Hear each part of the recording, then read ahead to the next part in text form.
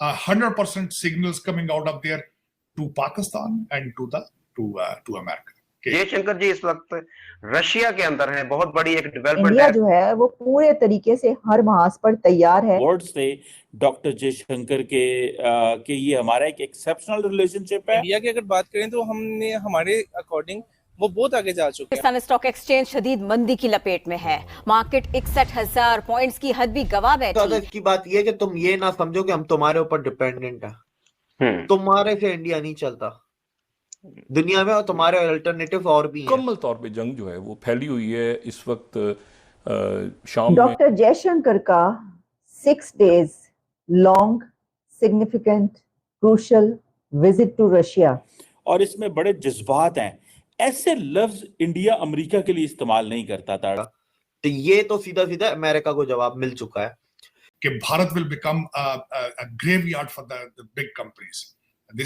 जो इंडिया और रशिया हैं वो तो डेकेड से अपने जो बहुत ही पुराने साथी हैं, और अभी तो 6 दिन है, अभी तो बहुत तमाशा होना है। अभी तो इंडिया अब इंटरनेशनल सीन पे अपनी मिलिट्री जो हैसियत है या जो पावर है उसको एस्टैब्लिश करेगा जहां इंडिया को। China slows, Bharat grows. कि डॉक्टर जयशंकर विजिट करें रशिया का। अमेरिका को इसको चलाने वाले इस वक्त भारतीय निजात डायस्पोरा। और जयशंकर ने तो खुल के अमेरिका में टोनी ब्लिंकन के साथ प्रेस कॉन्फ्रेंस में कहा था कि America should not think that they are the only super power. उन्होंने उस पर डबल पंच मारा था, डबल जैब किया था। जो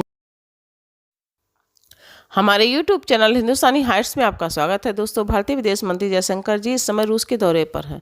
उनका 6 दिवसीय रूस दौरा काफ़ी महत्वपूर्ण माना जा रहा है, और इस दौरे के साथ ही अमेरिका और पाकिस्तान की नींदें उड़ी हुई हैं। अमेरिका ने लाख कोशिश की कि भारत हमारे साथ खेमे में आ जाए और रणनीतिक साझेदार बने, जबकि भारत ने तटस्थ रहने की नीति अपनाई। भारत ने नाटो को ज्वाइन भी नहीं किया। इस पर अमेरिका ने कनाडा को उकसावा दिया और ट्रूडो के माध्यम से भारत को धमकाने की कोशिश की। इसके बाद भी बात नहीं बनी तो अमेरिका ने एक खालिस्तानी आतंकवादी की हत्या का षड्यंत्र रचने के आरोप में एक भारतीय को गिरफ्तार करके भारत पर दबाव बनाना चाहा, लेकिन भारत ने टिट फॉर टैट का जवाब देते हुए रूस का एक दौरा करके अमेरिका को समझा दिया है कि भारत इस तरह के दबाव में आने वाला नहीं है। भारत के ऊपर दबाव नहीं बनाया जा सकता भारतीय हितों के खिलाफ, और मोदी सरकार की ये स्पष्ट नीति है। डॉक्टर जयशंकर का 6 days long significant crucial visit to Russia आखिर क्या होने जा रहा है? दुनिया में इस वक्त एक और तीसरी जंग भी शुरू हो रही है। वो कहां पर है? वो है इंडिया के external affairs minister mister Jaishankar जो हैं वो रशिया 6 day लॉन्ग विजिट पर पहुंचे हैं। उनका ये विजिट एक सिग्निफिकेंट विजिट कहा जा रहा है। डॉक्टर जयशंकर रशिया में है, तो 5-6 दिन का ट्रिप है। ये बड़ा एक अनयूजुअल ट्रिप है, particularly coming from an Indian minister for external affairs. क्या देखते हैं, और जो वर्डिंग इस्तेमाल की है डॉक्टर जयशंकर ने, उन्होंने कहा है कि हमारा ये एक एक्स्ट्राऑर्डिनरी रिलेशनशिप है, और ये जो हमारा रिलेशनशिप है इसकी जिसे कहते हैं ना कि हिस्ट्री को निकाल लें, पॉलिटिकली हम एक दूसरे को सपोर्ट करते रहे हैं।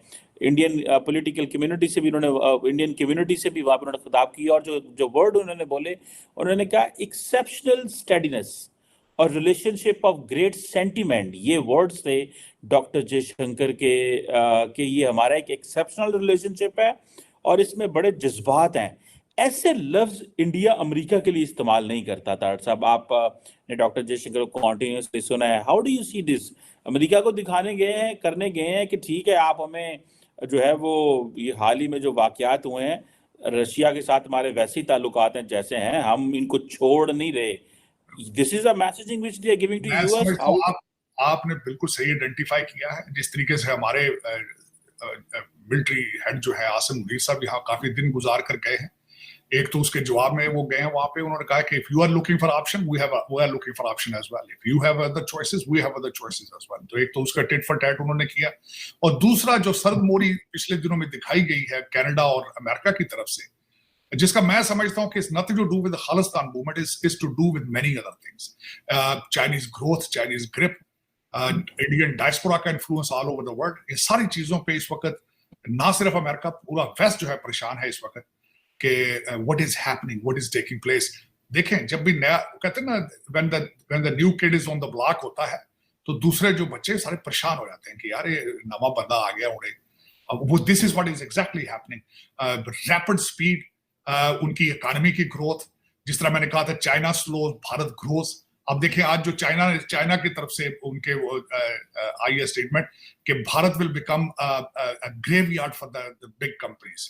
दिस अमेरिका, तो वैसे अमेरिका के पास कोई चॉइस नहीं है इस वक्त ताइवान के हवाले से भारत के अलावा। ये इसमें देखें वो एक दूसरे को they are showing off each other, लेकिन बॉटम लाइन ये है कि Bharat can not afford to disturb their economy as well. Bharat का भी जो है ट्रेड बहुत ज्यादा है अमेरिका के साथ, लेकिन मेरे ख्याल में they will come to the conclusion कि America doesn't have any choice, कोई उनके पास चॉइस नहीं है इसमें। अमेरिका कुछ लाने वाले इस वक्त भारतीय निजात डायस्पोरा है, आपने देखा होगा, आप यहाँ पे देख लें, लगता है कि सारे सीईओज जो हैं वो सारे के सारे वही हैं, जो व्हाइट हाउस है वो भी वो चला रहे हैं। और क्या करेंगे, थोड़ा इधर उधर आंखें शांखें दिखाएंगे, बैठ जाएंगे, उसके बाद क्या करें, इनके पास they don't have any choice। Choice होता, चीमा साहब एक और बात बता, खालिस्तान के हवाले से अगर इनके पास इतना चॉइस होता तो पॉलिटिकल स्टेटमेंट देते। इन्होंने डरते इन्होंने पॉलिटिकल स्टेटमेंट नहीं दी अमेरिका ने। इन्होंने एक जुडिशियल स्टेप उठाया था, जो जिसको मैं समझता हूं कि लोअर लेवल का था काम, बल्कि इन्होंने आंखें दिखानी है तो इन्होंने ट्रूडो को कहा कि तुम आंखें दिखा लो। उसके जरिए इन्होंने थोड़ा परेशान करने की कोशिश की है भारत को, लेकिन उन्होंने उस पर डबल पंच मारा था, डबल जैब किया था, जो उन्होंने उनके सारी की सारी एम्बेसी खाली करा दी। तो इन्होंने ट्रूडो ने एक जैब दिया था, उन्होंने अगलों ने फिर नॉक डाउन किया वहां से। तो इट्स नॉट दैट इजी कि आप इस तरीके से भारत और वेस्ट जो है, वेस्ट इस तरीके से भारत के साथ करेगा, और उनका रशिया जाना इस वक्त बड़े माने रखता है। It is 100% signals coming out of there to Pakistan and to America कि if you have choices we have choices as well. India जो है वो पूरे तरीके से हर महाज पर तैयार है अपने आप को सेफ रखने के लिए, या उसने किस तरीके से अपनी ट्रेड को जो है वो जारी रखना है, उसने अपने ऊपर कोई आंच नहीं आने देनी। इस सिलसिले में उसके तमाम स्टेप्स जारी हैं। अच्छा खतरा भी है इसका कि रशिया जो है वो अगले साल ब्रिक्स की होस्ट कर रहा है, और पाकिस्तान ने ब्रिक्स की मेंबरशिप के लिए अप्लाई किया हुआ है। इंडिया ने इससे पहले पाकिस्तान को रोका है, आपको याद होगा, और मुझे याद है कि एक हमारे फॉरेन ऑफिस की स्टेटमेंट भी इस हवाले से आई थी।